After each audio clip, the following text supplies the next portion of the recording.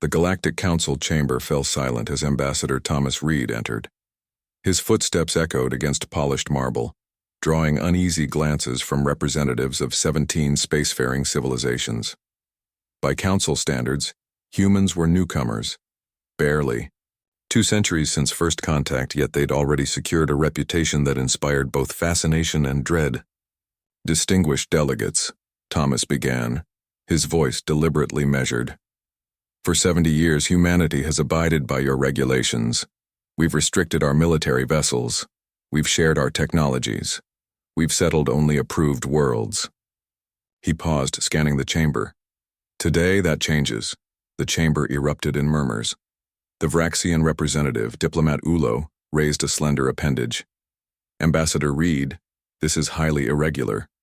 If Earth has grievances, proper channels exist. Thomas smiled thinly. Channels we've utilized for decades while watching our colonies suffer. The attack on New Montana was the final transgression. 3 days earlier, a human settlement had been devastated by what the Council termed rogue elements. 2,000 lives extinguished while Council peacekeepers mysteriously delayed their response. We have apologized for this unfortunate incident, the Medusan chairperson interjected. Compensation packages are insufficient, Thomas cut in. We've intercepted communications proving Council involvement. The chamber froze. On the central display, classified documents appeared. Communications between Council security forces and the supposed raiders, timestamps, coordinates, payment authorizations. Impossible, whispered the Medusan, 6 eyes blinking rapidly. These are fabrications. Humans come from what you call a death world, Thomas continued, ignoring the accusation. You've studied our planet's history, our biology, our resilience, yet you've never truly understood what that means. Earth was classified as a Category 5 death world, a planet so hostile that evolving sentience there seemed improbable. Most Council species emerged from gentle environments with predictable climates and minimal predators. Humans were forged through millions of years of constant threat, environmental extremes, and competition. When we joined your community, Thomas said, we did so hoping to find peace. Instead, we found fear masked as diplomacy. You've placed restrictive quotas on our expansion. You've taxed our trade at triple rates. You've redirected asteroids toward our outposts claiming navigational errors. The Arcturian delegate stood, his crystalline form catching the light. These accusations are outrageous. Humanity's aggression is precisely why safeguards exist. Thomas didn't flinch. We've recorded every violation of the Charter. We've documented every sabotaged human project. Your fear has made you foolish. A hidden signal. The chamber's security systems deactivated. The blast doors remained open rather than sealing automatically during a dispute, as Council protocol dictated. For generations, we've restrained ourselves, Thomas continued. We've smiled through insults, compensated for damages we didn't cause, accepted limitations no other species faces. He pressed a small device and holographic displays appeared around the chamber. They showed a fleet of ships unmistakably human in design but unlike anything the Council had permitted. Larger, more numerous, bristling with weapon systems that had supposedly been theoretical. This is the United Earth Defense Fleet, Thomas announced. 2,000 ships built in deep space beyond your monitoring stations. Our patience has expired. The Vraxian representative rose in alarm. This violates every treaty. The Council will do nothing. Thomas completed the sentence. As we speak, human operatives are securing strategic locations throughout Council space. We control your communication relays, your defense grids, your transportation networks. This wasn't mere conquest.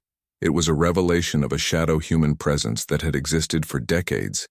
Engineers placed in key positions, security consultants with backdoor access, diplomatic staff who had mapped every weakness. How? Demanded the Medusan chairperson.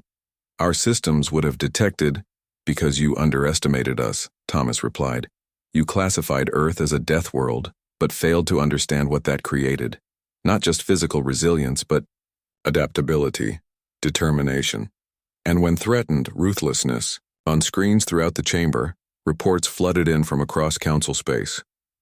Human military vessels emerging from hidden locations. Strategic facilities changing hands without a shot fired. The careful positioning achieved through decades of patient infiltration. What are your demands? The Arcturian asked, voice now subdued. Thomas approached the central podium. We're restructuring the council, equal representation, fair trade agreements, independent security for all member species. The era of privileged species is over. He surveyed the chamber, noting the mixture of fear, outrage, and, from some representatives of similarly marginalized worlds, poorly concealed approval. Humanity doesn't seek dominance, Thomas clarified. Had you treated us as equals, this day would never have come. We simply refuse to pretend any longer. The council representatives exchanged glances, realizing the paradigm had irrevocably shifted. The humans, those strange, short-lived creatures from a hostile world, had been playing a longer game than anyone suspected. The transition will be peaceful if you cooperate, Thomas concluded. Those who accept the new reality will find humans to be genuine allies rather than convenient subordinates. As he finished speaking, reports arrived of human ships securing positions throughout council space, not firing, merely present. A demonstration of capability rather than aggression. For 70 years, humanity had smiled and nodded while building their strength in the shadows. They had studied, learned, and prepared while the council believed them contained. The Deathworlders had ceased pretending to be friendly, but in their revelation lay an opportunity, not for revenge but for the balanced alliance that should have existed from the beginning. The council chamber remained silent as the implications settled in. The age of condescension toward humanity had ended. The age of respect had begun.